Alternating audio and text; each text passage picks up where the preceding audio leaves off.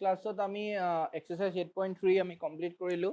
এইটো ইউটিউবত তোমালোকক মই দি দিছিলোঁ, তোমালোকে চালা আৰু বুজি পালা বুলি মই ভাবিলোঁ। যদি বুজি নাই পোৱা কিবা প্ৰব্লেম আছে মোক জনাবা। আৰু আজি আমি 8.4 ইনক্লুডিং মানে আমি এক্সাৰসাইজৰ পৰা ষ্টাৰ্ট কৰিম, ঠিক আছে। চোৱা বৰষুণ দি আছে আমাৰ ইয়াতো, সেইকাৰণে মাতটো যদি নুশুনাই ক'বা হা। চোৱা প্ৰথমতে আছে ট্ৰিগোনমেট্ৰিক আইডেন্টিটিজ। তোমালোকে ক্লাছ 9ত পাইছিলা নেকি ফৰ্মুলা কেইটা? মই এইটো কানেক্টে কৰা নাই, এক ছেকেণ্ড। ট্ৰিগোনমেট্ৰিক ফৰ্মুলা কেইটা আমি মনত ৰাখিব লাগিব, আৰু পাৰিলে আমি কি কৰিব লাগিব,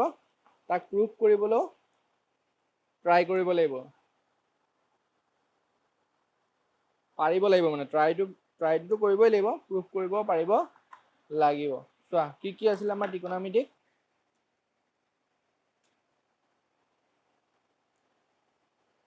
কি কি আছিলে আমাৰ ট্ৰিগোনমেট্ৰিক ফৰ্মুলা কেইটা মনত আছেনে?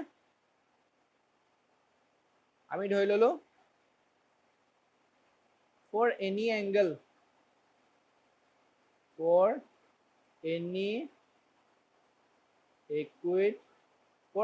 equid angle A, then ফৰ্মুলাটো হ'ব, ফাৰ্ষ্ট ফৰ্মুলাটো হ'ব cos square A plus sin square A equals two 1, ঠিক আছে। অলৰেডি তোমালোকে পাই আহিছা নেকি 9ত। তাৰপিছত এইকেইটা ফৰ্মুলা ইউজ কৰি পেলাই আমি এতিয়া কিছুমান প্ৰুভ কৰিব লাগিব, সেইকাৰণে ফৰ্মুলা কেইটা আমাৰ মুখস্থ মনত ৰাখিব লাগিব। ফৰ্মুলা প্লাছ ট্ৰিগোনমেট্ৰিক মানকেইটা, sine 30 degree, 0 degree, 45 degree, 60 degree, 90 degree, এই মানকেইটা তোমালোকৰ টিপছত থাকিব লাগিব। 1 plus tan square A equals to sec square A, ঠিক আছে। নাম্বাৰ 3 ইজ 1 প্লাছ নাম্বাৰ 3টো কি আছিলে, 1 প্লাছ cot স্কোৱাৰ A। তোমালোকৰ বুকত অলপমান প্ৰথমতে এইটো আছে, বুকত আছে যে tan square A plus 1 equals to sec square A, তেনেকৈও তোমালোকে লিখিব পাৰা, একেটা কথাই। tan square A plus 1 equals to sec square A, এনেকৈও আছে, ঠিক আছে। আৰু এনেকৈও আছে, তোমালোকে যেনেকৈ মনত ইচ্ছা কৰা তেনেকৈ থাকিলেই হ'ল, ঠিক আছে। আৰু মই ইয়াৰ উপৰিও মই প্ৰয়োজন হোৱা আৰু দুটা লিখি থৈছোঁ, সেইটো হৈছে tan A equals to sin A by cos A, and number 5 is cot A equals to cos A by sin A। এইকেইটা আমাক দৰকাৰ হৈ থাকিব,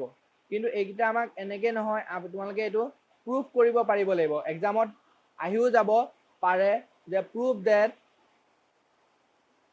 that sin square A plus cos square A equals two 1, বা যিকোনো এটা দি দিব পাৰে, আমি গোটেইকেইটা কৰিম। বা 1 plus tan square A equals to sec square A, বা 1 plus sec square A equals two cosec square, 1 plus cot square A equals two cosec square A, ঠিক আছে। এতিয়া চোৱা আমি এইটো কেনেকৈ প্ৰুভ কৰিম। আমি কি ট্ৰিগোনমেট্ৰিত আমি কি ট্ৰাইংগল আকো, আমি ট্ৰিগোনমেট্ৰিত ৰাইট এংগল ট্ৰাইংগল আকো। আমি ইয়াতো এটা ৰাইট এংগল ট্ৰাইংগল ড্ৰ কৰিম, ঠিক আছে। Let ABC be a right angle triangle where B equals to 90 degree, আৰু এইটো হৈছে আমাৰ কি এটা ইকুইড এংগল। আমি এইটো আমাক যিকেইটা ফৰ্মুলা লাগে এ লাগে, আমি with respect two this angle কৰিব লাগিব। চোৱা let ABC be a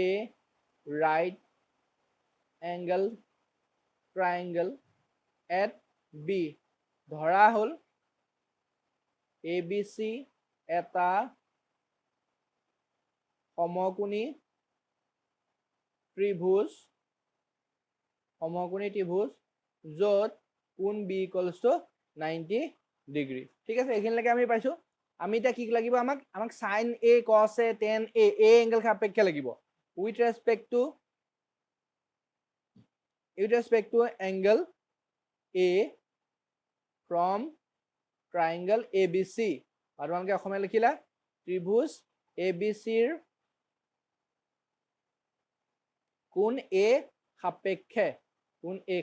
ঠিক আছে আমাৰ এইটোতো আমি কৈ দিলো ৰাইট এংগল চ ইয়াৰ ফ্ৰণ্টৰ বাহুটো কি হ'ব হাইপোটেনিউজ চ বিসি টো কি হ'ল বিসি ইকুৱেলছ টু হাইপোটেনিউজ বা তোমালোকে কৰ্ণ বুলি লিখিব পাৰা ইকুৱেলছ টু এইচ ঠিক আছে তাৰপিছত আমাৰ এ সাপেক্ষে আমাৰ পি আৰু বি লাগে আমাক কি লাগে পি এন বি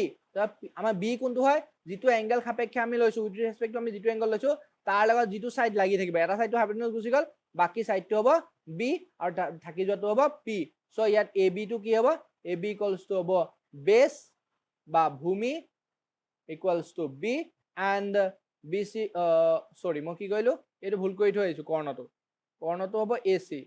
কৰ্ণ হ'ব এ চি ঠিক আছে কৰ্ণটো কি হ'ব এ চি ইকুৱেলছ টু কৰ্ণ হ'ব হাইপোটেনিউজ আৰু বি সি টো আমাৰ কি হ'ব পাৰপেণ্ডিকুলাৰ বা লম্ব বা পি ঠিক আছে আমি এইখিনিলৈকে কৰিলো নেক্সট আমি এটা ফৰ্মুলা কেইটা কৰিম আমি মই ট্ৰায়াঙ্গলটো নেক্সট ধৰি কৰাৰ কাৰণে আমি ট্ৰায়াঙ্গলটো আকৌ আঁকি লৈছো ঠিক আছে এ বি সি ট্ৰায়াঙ্গল এইটো বি এইটো হ'ল আমাৰ এইচ এইটো হ'ল আমাৰ পি এইটো হ'ল বি আমি উইথ ৰেসপেক্ট টু দিছ কৰি আছো দেয়াৰফৰ চোৱা এতিয়া আমি চাম দেয়াৰফৰ সাইন এ ইকুৱেলছ টু কি আছিলে সাইন এ ইকুৱেলছ টু কি আছিলে সাম পিপল হেভ ঠিক আছে আমি এইটো আমাৰ প্ৰবলেমটো মনত আছে সাম পিপল হেভ পি মানে কি আছিলে বি সি বাই আমাৰ এইচ মানে হৈছে এ চি দেয়াৰফৰ cos এইটো নাম্বাৰ 1 দিছো মই number 1 therefore cosec a equals to কি হ'ব sin এর যেটো উল্টা হয় কি হ'ব ac by bc number 2 next and আকৌ কি হ'ব cos a equals to কি হ'ব curly black hair b by h b মানে কি ইয়াত ab h মানে ac ঠিক আছে cos ৰ উল্টা sec a equals to কি হ'ব ac by ab ইয়াৰ উল্টাটো হ'ব similarly again tan a equals to কি হ'ব turn permanently back p by b p for here bc and here it is a b ঠিক আছে therefore cot a equals to কি হ'ব curly black cot a equals to p by b উল্টা b by p হ'ব মানে ab by ac এটুক আমি number দিলো 3 এটুক নাম্বাৰ দিলো 4 এটুক নাম্বাৰ দিলো 5 সৰি এটা থাকি গ'ল এটু হ'ব 4 এটু হ'ব 5 এটু হ'ব 6 ঠিক আছে যেটো আমাৰ এতিয়া চোৱা আমি নেক্সট আমি এইকেইটা উলুৱাই লৈ পিছত আমি কি কৰিব লাগে বাই পাইথাগোৰাছ থিওৰাম পাইথাগোৰাছৰ থিওৰামৰ পৰা আমি পাওঁ by Pythagoras theorem from triangle A B C কি হ'ব ফৰ্মুলাটো কি আছিলে P square plus B square equals to H square ঠিক আছে p square plus b square equals to ac square p for here p মানে আছে bc square plus এটো কি হ'ব ab square is equals to আমাৰ হ'ব ac মানে হৈছে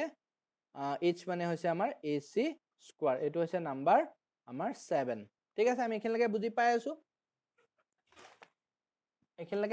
পাই আছো নেক্সট আমি প্ৰুফ কৰিব গৈ আছে মই আকৌ এবাৰ লিখি লৈছো ফৰ্মুলাটো আমি কি পালো তোমালোকে দুবাৰ লিখিব নালাগে আৰু মই নেক্সট পেজ হৈ যোৱাৰ কাৰণে মই আকৌ এবাৰ লিখি লৈছো তোমালোক বুজাবলৈ সুবিধা হ'ব কাৰণে bc square plus ab square equals two ac square আমি এটো পালো ঠিক আছে এতিয়া আমি কি কৰিম ইয়াক আমি 5 দিছো এতিয়া আমি ইয়াক কি কৰিম dividing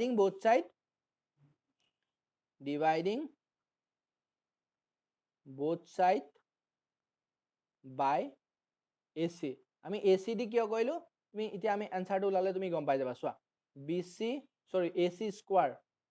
dividing both side by ac square so bc square by ac square ইয়াক কৰিলো ইয়াকো আমি ac square এ কৰিলো ঠিক আছে বা ইয়াকো আমি ac square এ কৰিলো এতিয়া আমাৰ কি থাকি যাব bc by ac whole square হ'ব এটো দুইটা ওপৰতে স্কয়াৰটো লিখিব পাৰো ab by ac whole square হ'ব আৰু এটো ac square কটা কাটি যাব आंसर থাকিব কি 1 এতিয়া bc by ac মানে কি আমি চোৱাচোন ইয়াত পাইছো bc by ac মানে আমি কি পাইছো sin a তো bc by ac জায়গাত আমি কি লিখি দিম আমি sin a ওপৰত কি আছে স্কয়াৰ ঠিক আছে আৰু ab by ac মানে আমি কি পাইছো চোৱাচোন ab by ac মানে আমি পাইছো cos a তো আমি লিখি দিব পাৰিম cos a ওপৰত আছে স্কয়াৰ ইকুৱেলছ টু 1 এটো আমি ক'ব পাইছো from 1 and 2 from 1 and 2 তো লিখিব নাপাহৰিবা এটা কি হ'ব আমাৰ এটো হৈ যাব sin square a plus cos square a equals to 1 ঠিক আছে আমাৰ এনসাৰ ওলাই গল তো ইট ইজ হেন্স প্ৰুফ প্ৰথমটো আমাৰ প্ৰুফ হৈ গল হেন্স প্ৰুফ ঠিক আছে এগেইন আমি কি পাইছো আমাৰ ওচৰত আছে bc square plus ab square equals two ac square এতিয়া আমি বোথ সাইডক ডিভাইড কৰিম 1 plus 10 square equals to sec square হয় না sec মানে আমাৰ কি আছে ab আছে আমি বোথ সাইডক ডিভাইড কৰিম b ৰে ডিভাইডিং বোথ সাইড এইগিটা যিগিটা আছে ঠিক আছে এইগিটা যিগিটা আছে bc ab ac প্ৰত্যেকৰে এটা এটা কৈ থাকিলে bc প্ৰথমতে ac স্কয়াৰ ৰে কৰিলো তাৰপিছত ab স্কয়াৰ কৰিম তাৰপিছত bc স্কয়াৰ কৰিম dividing both sides by ab square তেতিয়া কি হ'ব bc square by ab square plus ab square by ab square বলে কি হ'ব ac square by ab square so bc square কি হ'ব এটো হ'ব bc by ab square plus এটো হ'ব ab স্কয়াৰ কটাকটি যাব ক্যান্সেল যাব ঠিক আছে এটো হ'ব ac বাই ab স্কয়াৰ ঠিক আছে সো আমি তোমাকে দেখি আছে না তললে দেখিবা bc বাই ab মানে আমি কি পাইছিলো চোৱাচোন bc বাই ab আমাক bc টো ওপৰ লাগে bc বাই ab এটো bc বাই ab মানে হৈছে 10a bc বাই ab মানে হৈছে 10 স্কয়াৰ a প্লাস 1 আৰু ac বাই ab মানে হৈছে আমাৰ ac বাই ab a এইটো ac বাই ab ঠিক আছে কোনটো ac বাই ab এইটো চোৱা এইটো হৈছে ac বাই ab সো ac বাই ab জায়গাত আমি কি লিখিম এটা sec a আমি ইয়াত লিখি দিম sec স্কয়াৰ a ঠিক আছে ওপৰ স্কয়াৰ হয় কাৰণে স্কয়াৰ তো sec a এটো হৈ গল 2 নম্বৰটো আমাৰ প্ৰুফ হৈ গল হেন্স প্ৰুফ ঠিক আছে আৰু যেটো 3 নম্বৰ আছে 3 নম্বৰটো কাৰণে আকৌ আমি সিমিলাৰলি তোমালোকে কি লিখিবা bc square plus ab square equals two আমাক ac স্কয়াৰ আছে এতিয়া আমি এবাৰ ডিভাইডিং বোথ সাইড বাই কি হ'ব bc স্কয়াৰ হ'ব ac স্কয়াৰ ৰে কৰিলো ab স্কয়াৰ ৰে কৰিলে এতিয়া আমি কি কৰিম bc স্কয়াৰ কৰিম dividing both sides by bc square dividing both sides by অসমত কি হ'ব দুয়ো পক্ষত bc স্কয়াৰ ৰে আমি হৰণ কৰি পাও ঠিক আছে বাকি গিটাটো তেনেকে লিখিবা ইয়াত মই কবাত অসমত লিখিব থাকি আহিলে না এটো বাই পাইথাগোৰাছ থিওৰাম পাইথাগোৰাছ উপপাদ্য মতে পাইথাগোৰাছৰ উপপাদ্য মতে ঠিক আছে মই পিছত এইটো লিখি দিম নোটটো দিউতে এতিয়া তোমালোকে বুজি যোৱা dividing both sides by bc square দুয়ো পক্ষত ইয়াতে মই লিখি দিছো দুয়ো পক্ষত bc স্কয়াৰ ৰে হৰণ কৰি ঠিক আছে dividing both side by bc square এটা কি হ'ব bc square by bc square plus ab square by bc square by ac square by ab square তো bc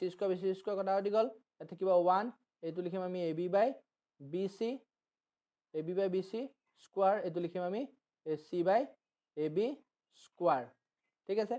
তেতিয়া হ'ব এটো 1 হ'ব তে ab বাই ac মানে আমি কি পাইছো চোৱাচোন ab বাই ac মানে আমি কি পাইছো cot a সো ইয়াত আমি কি লিখি দিম cot a ওপৰ স্কয়াৰ আছে কাৰণে স্কয়াৰ আৰু ac বাই ab মানে আমি কি পাইছো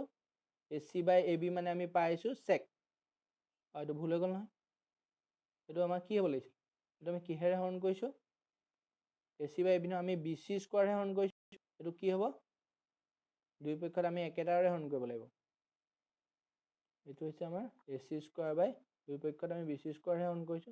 এবোৰ সৰু সৰু এনেকে ভুল হৈ যায় চাবা 1 plus cos স্কয়াৰ ac বাই bc তোমালোকে পাবা cosec ঠিক আছে এটো হ'ব cosec স্কয়াৰ a সো গুটেকিটা আমাৰ প্ৰুফ হৈ গল হেন্স প্ৰুফ তোমালোকে বুজি পালা নে